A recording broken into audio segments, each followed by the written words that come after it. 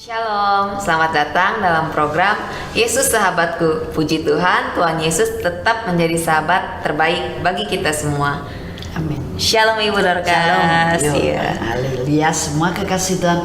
Shalom. Shalom. Damai sejahtera terjadi atas kita semua. Amin. Oh iya Bu, mau tanya ya Bu ya. Ada yang bertanya, ada orang yang cepat sekali panik ya Bu ya.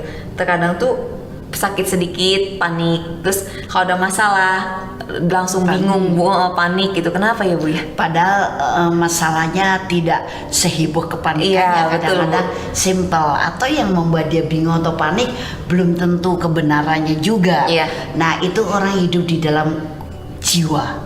Jadi manusia itu terdiri dari 3 bagian, roh, jiwa, dan tubuh. Kalau kita sebagai orang Kristen adalah kita hidup di dalam roh. Iya. Roh ini karena sudah dilahirkan baru, itu sebabnya roh yang sudah kuat, roh yang lebih besar dari di dunia, bahkan telah mengalahkan nabi-nabi palsu. Iya. Termasuk telah mengalahkan panik, bingung, itu semua kan roh-roh dunia gitu. Nah, tapi kalau kita menjadi orang Kristen masih hidup dalam jiwa, itu yang membuat emosi gampang teraduk-aduk. Dan ini memang bisa merugikan kita sendiri, karena dalam 1 Petrus 4 ayat 7 Weber berkata seperti ini: kesudahan segala sesuatu sudah dekat, karena itu kuasailah dirimu dan jadilah tenang supaya kamu dapat berdoa.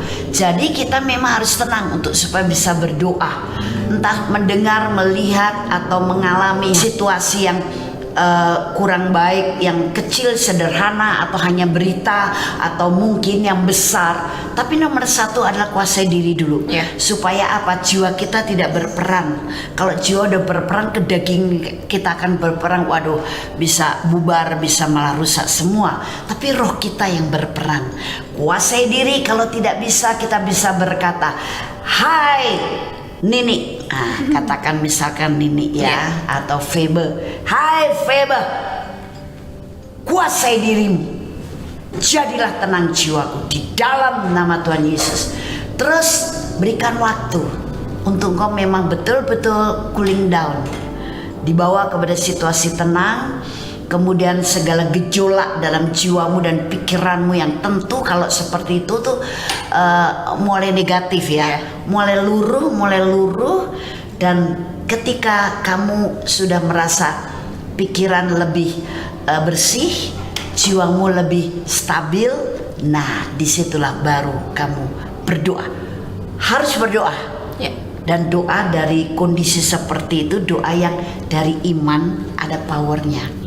Jadi nomor 1 kuasai dirilah dulu. Apapun yang kita lihat, kita dengar, kita hadapi, jangan tonjolkan jiwa. Makanya menjadi orang Kristen adalah kita sudah terbiasa menjadi orang Kristen yang hidup di dalam roh, bukan dalam jiwa dan kedagingan. Karena roh akan menuntun kita kepada kebenaran, roh akan membawa kita kepada daerah anugerah, roh akan membawa kita tetap di daerah padang rumput yang hijau, yaitu damai sejahtera dan kasih Kristus. Roh akan membawa kita ke air yang tenang, yaitu sukacita Yesus dan kuasa urapan yang luar biasa. Amin. Amin. Yuk kita berdoa.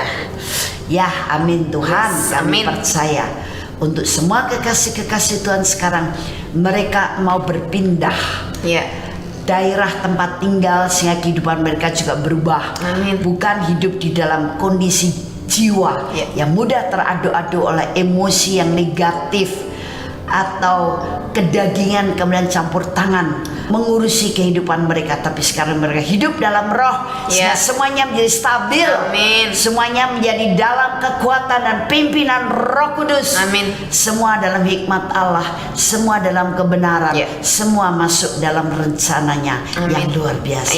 Terima kasih Bapa, di dalam nama Tuhan Yesus Kristus kami berdoa. Puji Tuhan. Haleluya.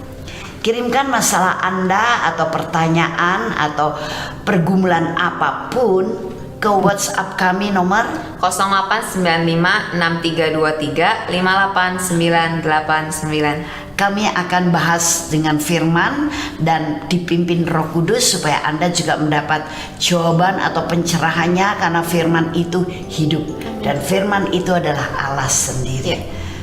Kami akan merahasiakan identitas Anda dan Tuhan Yesus memberkati.